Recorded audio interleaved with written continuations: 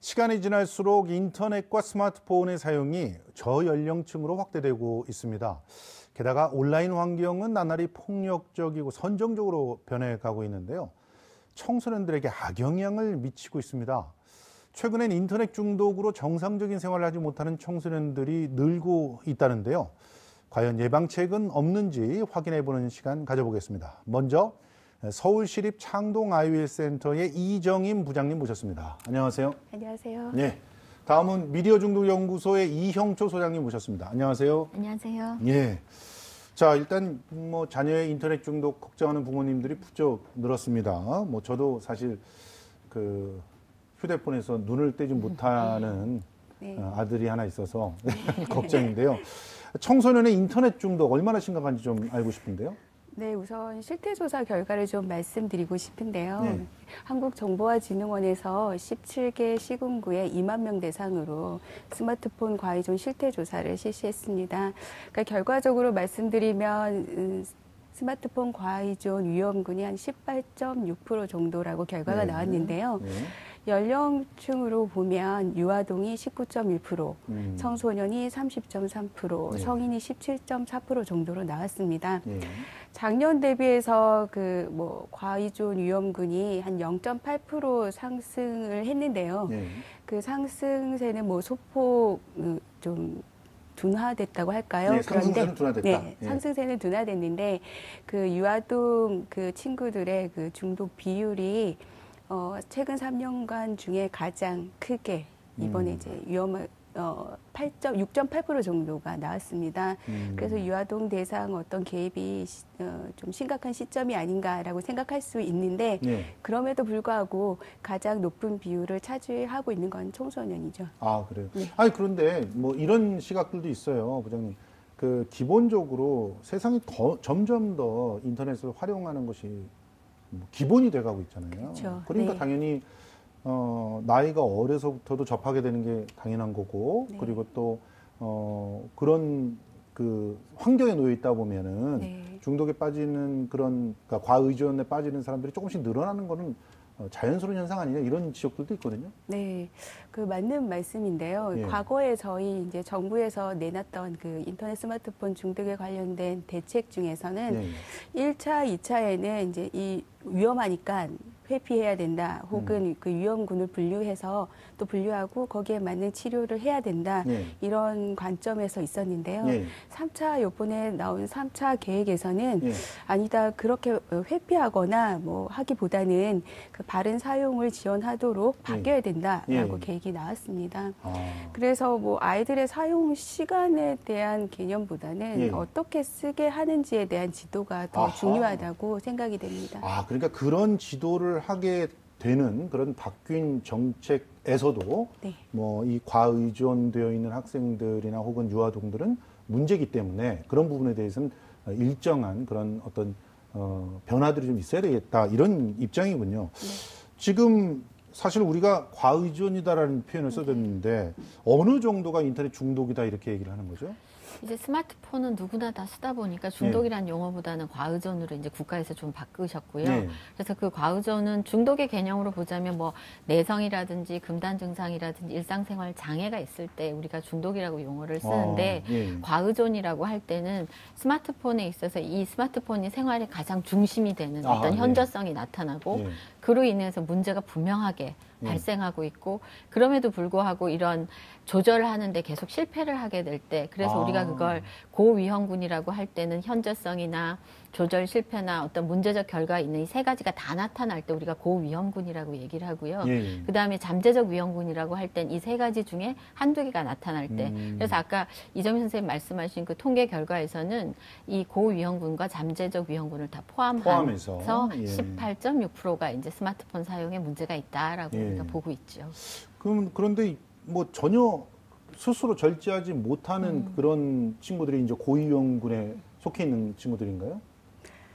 네, 그 이영철 선생님께서 앞서 말씀하신 그 중독의 개념을 바탕으로 볼 때는 그 자기조절 능력이라는 측면에서 절제가 좀 어렵다고 보여질 수 있습니다. 그러니까 그 절제가 어렵다는 것은 예를 들어서 얘기를 해서 스스로 이렇게 뭐 그만둔다든가 이 정도는 절제가 어렵다고 보지 않는 거죠?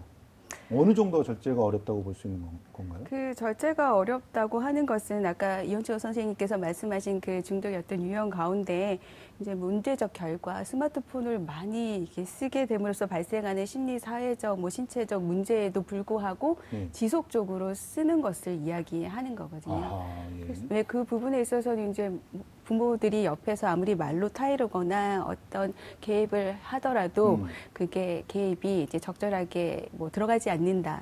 그런 상황이다라고 보실 수 있습니다. 우리 아들 같은 경우는 좀 걱정은 안 해도 되겠네요. 왜냐하면 아직까지는 밖에 나가서 뛰어노는 걸 더 좋아해서 뭐 휴대폰에 막 몰입돼 있더라도 밖에서 놀자 그러면 나가거든요. 네. 휴대폰을 던져버리고. 그러니까 그 정도는 괜찮다고 볼 수 있겠네요. 아직 6살이어서 근데 걱정이 되거든요. 네. 네.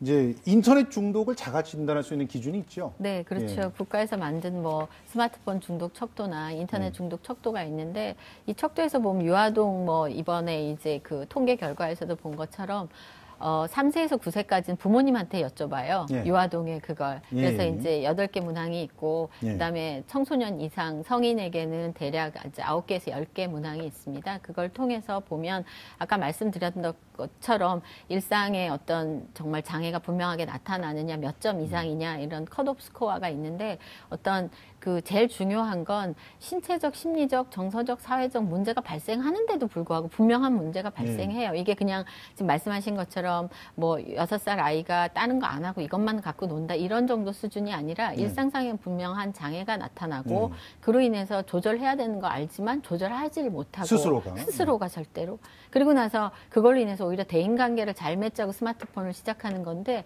그로 인한 스마트폰의 문제들이 발생하기 때문에 분명한 이제 컷오프 스코어로 몇 점 이상이면 이렇다 아니다라는 게 분명히 있습니다. 네. 사실 뭐 인터넷 중독의 문제점 참 오래 전서부터 계속 지적을 해왔는데 자 일단 이 과의존도를 보이고 있는 한 18.6% 되는 사람들이 왜 특히 위험하다 이렇게 보고 있는 건가요? 일단 건강상의 문제가 발생하죠. 왜냐하면 수면 부족이 일어나니까 일상생활이 안 되는 거죠. 밤새도록 그걸 하고 있고 또한 이게 이제 뭐 걸어 다니면서도 하고 어떤 그 교통사고라든지 맞아요. 그런 어떤 위험을 일으킬 가능성이 굉장히 높고 심지어는 뭐 횡단보도 지나면서도 그게 그냥 파란불이다 빨간불이다 보고 가지만 사실은 물론 당연히 차들이 서야 되지만 그 차들이 그 앞에 전방을 주시해야 하잖아요. 그렇죠. 그리고 운전하면서도 스마트폰 하는 것도 문제가 되고 두 번째는 사실은 스마트폰이 중독이 요즘은 SNS 때문에 소셜 네트워킹 서비스를 쓰느라고 사람들하고 관계를 좋게 하자고 하는 건데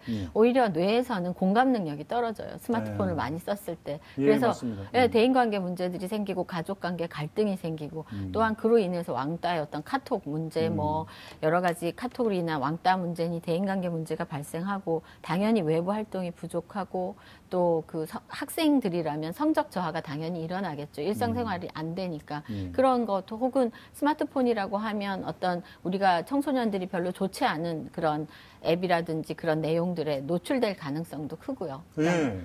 얼마 전에 우리 아들도 이 유튜브에서 직접 뭔가를 갖다 찾아서 보는데 이 척키가 나오는 그 장면을 보고 깜짝 놀라서 뭐 달려와서 막 울고 그랬던 적이 있거든요. 그러니까. 그런데 웬만한 것들은 다 차단이 되는데 차단이 되거든요. 다 그걸 설정을 해놓으니까. 그럼에도 불구하고 왜 자꾸 이런 문제들이 발생을 하는 거죠? 유해환경 차단 프로그램이 재구실을 못하는 건가요? 뭐 유해환경 그 차단 앱이 재구실을 하기도 하겠지만 제가 상담실에 있어 볼 때는 그 아이들의 청소년들의 스마트폰이나 인터넷 사용 기술력을 어른들이 따라가지 못하는 것 같습니다. 그래서 인터넷 스마트폰 차단 앱을 설치해도 어떻게든지 그걸 무력화시키는 방법을 찾아내고 또 공유하기도 해서 뭐 다른 루트를 통해서 많이 사용을 하더라고요. 그래서 생각해 보건대 또 부모님들이 차단 앱을 설치할 때 자녀와 이야기를 하고서 그러니까 합의하에 했는지 뭐 이런 부분들이 이제 궁금해지는 시점이죠. 그래서 아이들은 그 부모님들이 이제 그 차단 앱을 설치할 때 이제 합의가 이루어지는 것이 이 스마트폰 사용 문제가 있기 전에 합의가 되어야 하는 문제인데 문제가 발생한 이후에 합의를 하려고 하니 아이들이 잘 하지 않겠죠. 아, 그렇군요. 그러니까 일단은 그 앱 자체는 제대로 그 동작을 한다고 해도 문제가 생길 수 있다는 것을 부모님들이 네네. 알아야 되겠군요. 네네. 그것만 딱, 아, 나 해놨으니까 나는 끝났다. 이렇게 생각해서는 절대로 안 되겠다. 네. 그리고 이왕 앱을 제대로 쓰기 위해서는 그 스마트폰이니 인터넷이니 이런 환경에 들어가기 전서부터 특정한 어떤 것들은 우리랑 약속하자. 이러면서 네네. 스스로 그 제어할 수 있게끔 네네. 이렇게 해야 된다는 얘기인데 지금 사실 뭐 약간 혼재돼서 인터넷하고 스마트폰을 얘기했지만 지금은 진짜 스마트폰 자체에 대해서 네네. 굉장히 문제가 좀 심각해지는 상황이잖아요. 그러니까 네네. 뭐 굳이 인터넷 환경을 활용하지 않더라도 스마트폰 하나만 가지고도 얼마든지 놀 수가 있기 때문에 네네. 이 중독이 더 심각한 상태 아닙니까? 네, 그렇죠. 그러니까 저희 아까 말씀하신 것처럼 우리나라의 만 6세 이상의 국민의 스마트폰 보급률이 88.5%라고 해요. 그래서 네. 어디 가든지 스마트폰을 할 수 있는 환경을 만들어 놨는데 예. 거기서 아이들이 바르게 사용할 수 있는 방법을 알려주지 않은 채 노출이 되어 있으니 이걸 아이들 보러 적절하게 절제해서 써라라고 얘기하기는 좀 어려운 상황이 아닌가 이런 생각이 들고요. 예. 그리고 아까 말씀하신 것처럼 스마트폰이 주는 편리함이 있기 때문에 또 유용성도 있고 해서 무조건 쓰지 말라고 얘기할 수는 없는 상황인 그렇죠. 것 같아요. 예. 그래서 왜 청소년들이 스마트폰에 이렇게 매달리는지에 대한 이유를 좀 다각적으로 이해할 필요가 있다고 생각이 됩니다. 예. 아니, 사실은 이 유치원에서 그 뭐 여러 가지 프로그램들을 하다가 네. 거기에 관련돼 있는 과제들을 맞아요. 이렇게 스마트폰에 있는 특정한 앱을 작동시켜서 하라고 내주기도 해요. 네, 그렇기 맞습니다. 때문에 어린 애들서부터 스마트폰에 익숙해질 수밖에 없는 상황이잖아요. 그리고 어떤 부모님들 같은 경우는 아주 적극적으로 그걸 교육적으로 활용도 한단 말이죠. 그렇다면 청소년들이 스마트폰에 노출된다거나 인터넷에 노출되는 건 막을 수가 없는 거 아닙니까? 그렇죠. 어린 시절부터 워낙 쓰니까. 그러니까 네. 그 통계조사도 만 3세부터 시작하잖아요. 예. 그러니까 실제로 굉장히 많이 쓰거든요. 예. 그러니까 이거는 어떤 환경에서 몇 살부터 어떻게 쓰게 하느냐가 중요한 것 같은데요. 2015년에 대한정신의학회에서 예. 스마트 미디어 이용 권고안이라는 걸 발표하신 게 있어요. 예. 거기에 보면 만 2세 미만의 아이는 모든 미디어를 보도록 하지 않는 게 뇌 발달에 도움이 된다라고 네. 얘기를 하고 있고 만약에 그 이상 되는 아이들도 하루에 2시간 이상 하지 말며 네. 여기서 제일 중요한 건데요. 아이들이 그걸 볼 때 부모님이 반드시 옆에서 함께 봐야 된다는 그렇죠. 거죠. 근데 네. 실제로 보면 아이한테 어떤 특정의 뭐 만화든 이런 걸 틀어주고 살짝 엄마나 부모님들은 식사도 하시고 우리 보통 식당 그럼요. 가면 예. 아이들한테 미디어 보여주고 부모님들 식사하시잖아요. 옆에는 있잖아요. 옆에는 있지만 얘가 지금 뭘 보고 있는지는 모르시잖아요. 예. 그러니까 이제 그런 것들을 함께 하고 그래서 우리가 밥상머리 교육, 무릎 교육을 사실은 미디어 교육을 부모님이 함께 하면서 그걸 제어할 수 있고 아이가 보고 있는 앱에 대해서 확실하게 부모님이 통제가 가능하셔야 되거든요. 그러니까 아이한테 절대 스마트폰을 혼자 손에 쥐어주면 안 된다는 거죠. 뭐 일단은 이렇게 중독이 되면 치료는 가능합니까? 네, 가능하지만 예방을 먼저 하는 것이 훨씬 뭐 시간 대비, 비용 대비 훨씬 더 효과적인데 일단 네. 중독이 되면 미디어 중독인 경우에는 확실히 이 공격성이나 자기 제어 능력이 떨어지다 보니까 충동성이나 공격성이 너무 높다면 이제 그 정신적인 그런 것들을 도와줄 수 있는 약물 복용도 좀 필요하고요. 아하. 이제 이제 그럴 그 상태가 되면 거의 완치되기는 불가능한. 그러나 꼭 그렇지는 않고요. 근데 예. 이제 이게 청소년 혼자만의 문제가 아니라 가족이 전체적으로 패턴이 바뀌어야죠. 예. 그래서 부모님들이 도와주셔야 되고 자기 조절력을 키우는 어떤 치료법. 그다음에 그럼 미디어를 사용하지 않으면 그 많고 많은 시간을 뭐 할 거예요. 그러니까 대안 활동을 찾아주는 거, 예. 일상이 즐거울 수 있는 거. 그러니까 그 어떤 인터넷을 통해서 즐거움이 일상의 즐거움으로 올 수 있도록 다른 대안 활동, 가족들이 함께 움직여주는 거. 그다음에 가족들하고 대인관계 형성이 대부분 정서적인 교류가 좀 어렵거든요. 예. 그런 것들을 완화시키는 거, 예. 이런 작업들을 함께 하면 참 어렵고 시간이 걸리지만 그래도 돌려놓을 수는 있습니다. 예, 네. 알겠습니다. 뭐 부모님들 입장에서는 그래도 희망적인 네. 말씀을 해주신 거예요. 네. 그래서 이제 전문적인 그 기관이나 네. 또 상담가를 찾아간다면 지금 현재 중독 상태에 있다고 해도 얼마든지 가능성이 있다는 건데 지금 서울시가 6곳의 청소년 지원센터를 운영하고 있다고 들었어요. 네. 그렇죠? 네. 근데 창동 아이힐 센터가 대표적인가 봐요. 저희한테 그렇게 추천을 해주셨는데 구체적으로 어떤 지원을 하고 있는지 좀 알고 싶어요. 창동 인터넷 중독 예방 상담 센터를 포함해서 서울 시내에 6개 그 아이센터가 있는데요. 아이센터는 공이 그 같은 사업을 하고 있어요. 예. 그래서 상담 치유 사업과 그 예방 교육 사업 그리고 연구 사업과 홍보 사업을 하고 있고 각 센터에 맞는 특성화 사업을 또 맞춰서 진행을 하고 있는데 예. 저희 창동 아이센터에서는 그 청소년 미디어 중독 예방 교육을 위해서 보드게임을 활용한 예방 교육을 하고 있습니다. 그래서 인터넷과 스마트폰 예방 보드게임과 또 사이버불링 예방 보드게임 그리고 현재는 도박 중독 예방 보드게임을 만들어서 이제 출시 예정 가운데 있고요. 또 아까 말씀드린 것처럼 영유아의 어떤 스마트폰 과의존이 이제 심각해짐에 따라서 그 대응으로 인형극을 활용한 예방 교육을 실시하고 있어요. 그래서 아이들에게 그 친숙한 그 막대 인형이라는 컨텐츠와 전래 동화를 각색해서 진행하고 있고요. 뭐 유치원과 어린이집으로 이제 방문해서 또 예방 교육을 실시하고 있습니다. 아니 그런데 지금 현재 이렇게 심각하다. 전체 인구의 18.6%가 과의존도를 보인다라고 하는데 6개는 너무 적은 거 아닌가요? 아니 여기를 통해서 뭐 어머님들은 상담도 받고 싶어 할 것이고 특히나 어떻게 예방할 수 있는지에 대해서 굉장히 궁금해하실 것 같아요. 그래서 뭐 좀 많이들 알고 있었으면 좋겠고 또 가까운 거리에 이런 센터가 있었으면 좋겠는데 어떻게 하면 더 이 센터를 많이 만들 수 있을까요? 이번에 뭐 그렇게 그런 센터를 늘리겠다는 분을 지방선거에서 뽑으면 되겠습니까? 어머, 그랬으면 감사하겠지만 사실 그 아이웰 센터는 그 전국 지자체 중에서 서울시만 유일하게 있는 인터넷 중독 대응 상담 센터입니다. 그래서 서울시에서 야심차게 이제 꿈나무 프로젝트라는 계획을 2008년에 수립하면서 그 청소년의 그 안전과 뭐 건강을 위협하는 요인으로 인터넷 스마트폰 중독 요인을 이제 정책 방향에 실었거든요. 그래서 그 이후에 2009년에 그 인터넷 중독 예방 상담 센터 확대 계획에 따라서 지금 저희가 6개 센터를 설치해서 운영을 하고 있습니다. 그렇지만 저희가 다른 지역에는 시군구 뭐 상담복지센터에서 진행을 하고 있는 부분인데요. 서울시는 유일하게 또 아동 청소년에 대한 그 관심으로 이렇게 센터를 운영하고 있고요. 2007년부터 10년간 지금까지 유아 초중고 대상으로 예방 교육과 상담을 실시해 왔고요. 서울시 교육청과 그 협조해서 학부모 정보통신 윤리 교육과 교원 연수도 진행하고 있고 여가부에서 진행하는 인터넷 스마트폰 중독 해소 사업과 치유 상담 캠프도 같이 진행을 하고 있습니다. 도대체 한 센터당 얼마나 계시길래 이 많은 일들을 다 하십니까? 10명이. 10명이서요? 예. 아무튼 오늘 또 이런 사항들을 갖다 알게 되니까 더더욱 적절한 예산 배분이 필요하다는 생각이 막 드는데요.